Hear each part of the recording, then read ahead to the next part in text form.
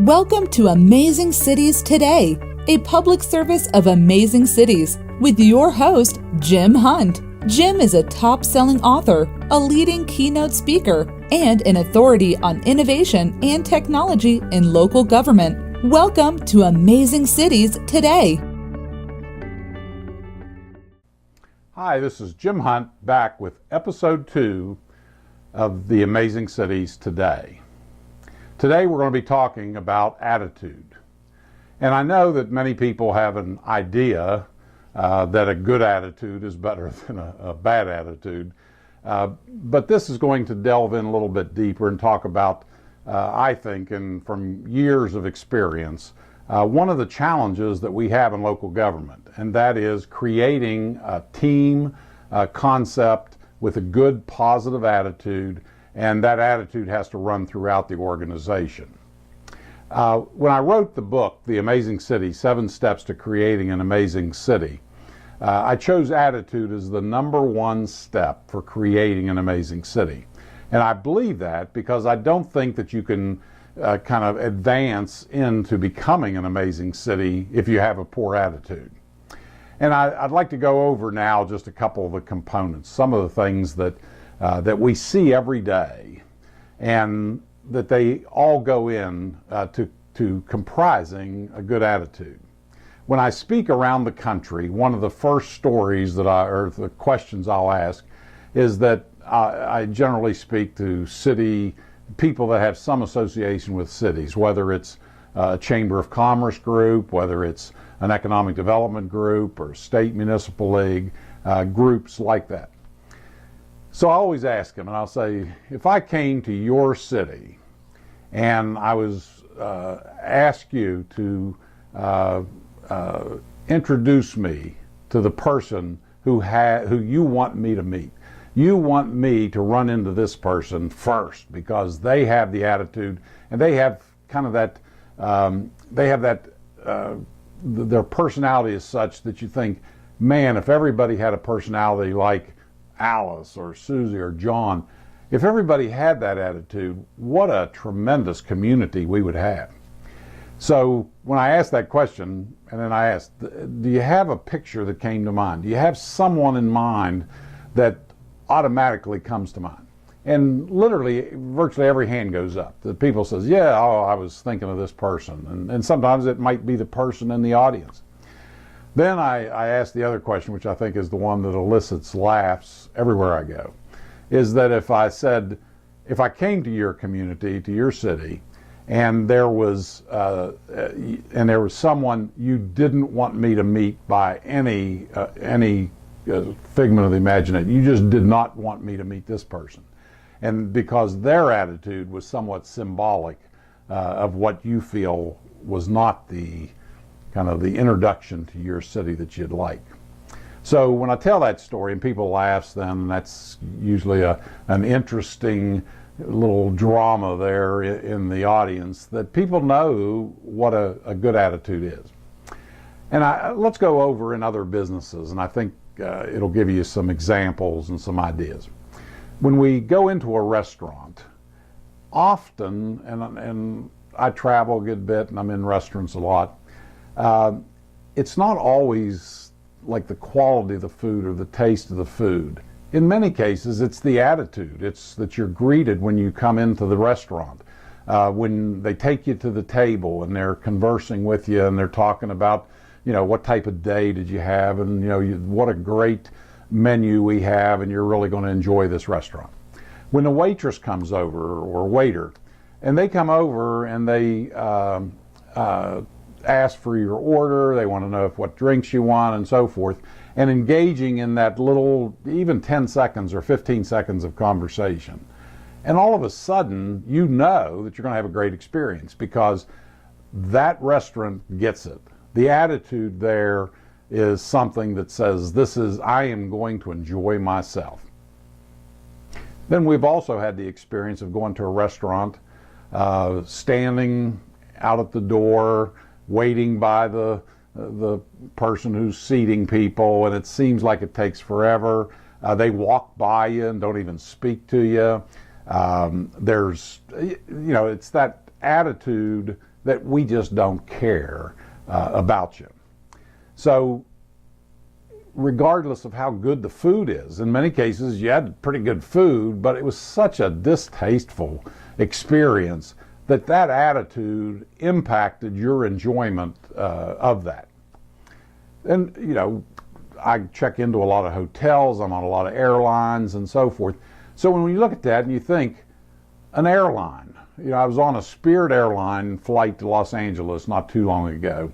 And one of the things about an attitude, I believe, is that it's the spirit, and with Spirit Airlines, the spirit with which they take their job. And many people, they make jokes about the low-cost economy airlines and all, and the flight attendants really, I just enjoyed the flight. And a lot of people will say to me this, "Oh, you flew on Spirit, you know," and I say it's one of the best flights I've ever had. And the seats don't recline, and you know, there's a lot of things. You have to buy a glass of water and different things. But the one thing I would say is that the staff, the pilots and the flight attendants and all the people, really made you feel great. And their attitude was infectious. And it really, at the end of the flight, I was just so excited, you know, that I knew I would fly Spirit Airlines again. So when it comes down, we think, so why do our cities have issues with attitude? Why are some cities struggling to maintain a good attitude? Why do we go into a city and all of a sudden, you know, we're wanting to see someone and there's people going, "Oh, I don't know whether they're here or not, I'm busy," and all of the things. And we get a sense just in that first initial 15, 20 seconds that this city is not customer friendly or citizen friendly. So I think that we can really make some improvements in that and change the way business is done. I was in a city in Ohio, and I walked in, and obviously they had a big lobby of City Hall, and there was a desk and a lady sitting at the desk. And I'm going there to see, for an appointment that I had with the mayor. And as I walked toward the desk, I spotted something. And I always try and look at the nameplate so that I'll make sure to address people by their proper name and that. And as I walked closer, I saw that this person's nameplate had on it their name, but underneath it said, "Manager of First Impressions." And I thought, now this is a city that gets it. This is a city that understands that person that people meet when they come into City Hall, that's going to leave an indelible imprint about, you know, whether they have a positive, maybe they're opening a new business, or maybe they have a problem and there was some issue with the city. So those are the type of things. So when you look at that and you start thinking about companies that have excellent customer service, and you think of Disney World and the Disney organization, and theirs is not just the people that are supposed to interact with the public. These are the people from the people that are groundskeepers, the lawn folks, the people that are sweeping up cigarettes and different things in the parks. All of these people have been trained in customer relations. They all have an attitude, and they're monitored and they're judged, and pay raises and so forth associated with how good an attitude they have. And when you see it and you experience it, same way with cruise lines and different businesses, that Nordstrom's for one, and others, where you know when you walk in, everyone greets you. Today I went up to the bank and I walked in, and now with drive-throughs and online banking, you very rarely go into a bank anymore, and at least in my case. But I walked in to open an account, and the minute I walked through the automatic doors, I heard like 3 people say, "Welcome to the bank." And I was so impressed, and I knew that these people had a customer-centered training, and they knew how to greet the customers. And my experience carried over as a very short wait, greeted, a young man came up and shook my hand and introduced himself. You can tell that they're trained in customer service. So when you look at it and you think, well, where do I start? In my community, the customer service is either excellent, and I'd like your feedback. And if you do come from a community that has excellent customer service, let me know. I like to spread the word, as you can tell, about good experiences. And I have probably, it's about 50-50. 50% of the time it's excellent customer citizen awareness and good customer relations. But unfortunately, about 50% of the time, I can always see big room for improvement. Now, when you talk about that, it really comes down even to the security now as you come into a city hall. Many cities have gone to this where they have the magnometers where you go through and put your purses and cell phones and other things and briefcases and so forth in that. And in some cases, I walk up to a city and the person's, barely awake and they're sitting there. There's no hello, how you doing? And you think, regardless of how good you are past the security, if the security has not been trained in good customer relations, the first impression that you get in the community is going to be a bad one. And I think it also carries over into meetings. As being a part of the city or interacting with the city, you're going to come across and attend an awful lot of meetings. And I think that one of the things that in my 27 years experience serving on a city council is that you recognize that cities that tend toward the, like you're doing something wrong or you can't speak for this or we don't want anybody being upset or protesting or arguing and this and that. And in many cases, it's because of the argumentative nature of the way the meetings are conducted.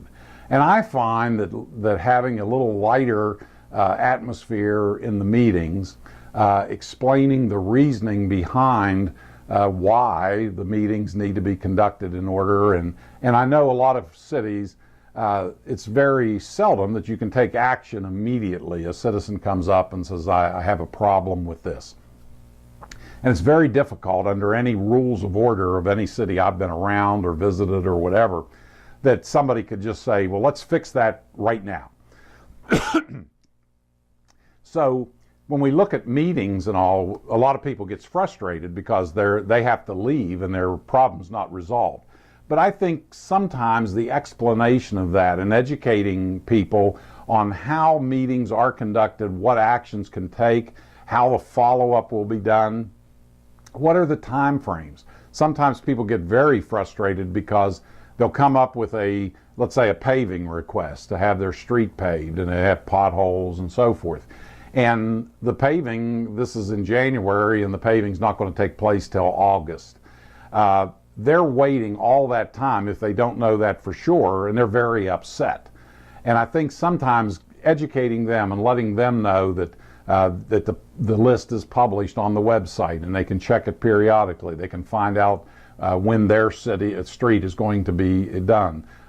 So these are the type of things of good communication that can change the attitude in a city and improve that. We're getting to the end, close to the end of our session today, but the last one I wanted to talk about is one that frustrates me, and that's the phone etiquette of your community. I believe, and I wish all companies would believe this, that there's a substantial benefit to having a human being answer the phone and not going through these menus that all of us become frustrated with. So, if at all possible, I think that having a live human being answering the phone helps. But the other part, if you have to go to some automated system, I think it's necessary to make sure that it works and that even people involved with the city can navigate it without a lot of problems. Well, that's it on attitude. We're going to be, our next session is going to be on motivation, coming out of the 7 steps to creating an amazing city. And I want to thank you for joining us. And we're going to be having some special guests coming up. So this is episode 2 on attitude, the first step of creating an amazing city. I want to thank you. My name is Jim Hunt, and look forward to seeing you for our next session, which will be on motivation. So let's get motivated for the next episode 3. Thank you very much. This has been Amazing Cities Today, a public service of Amazing Cities.